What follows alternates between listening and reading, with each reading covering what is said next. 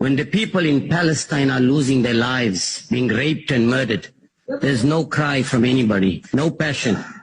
When the same thing happens in Syria, we hear nothing. When the same thing happens in Libya, we hear nothing. When the same thing happens in Iraq, we hear nothing.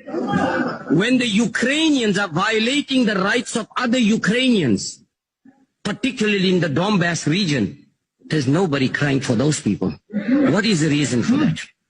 Now, NATO went on and bombed many of the Russian allies. Russia could do absolutely nothing about it and stayed out of it.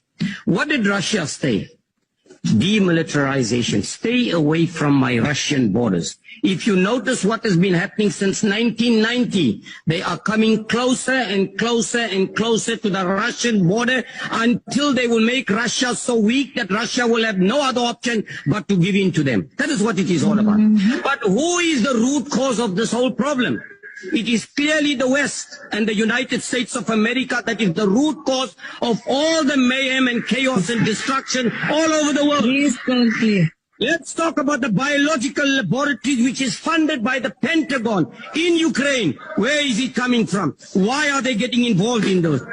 Let's talk about the number of people that were massacred by the Ukrainians who have been detained without trial. Nobody has said anything about that as well.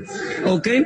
Let's talk about the shelling of the hospitals and the schools and the massacre and the mass graves that were found in Ukraine. Nobody says anything about that. Now, what is Russia asking for?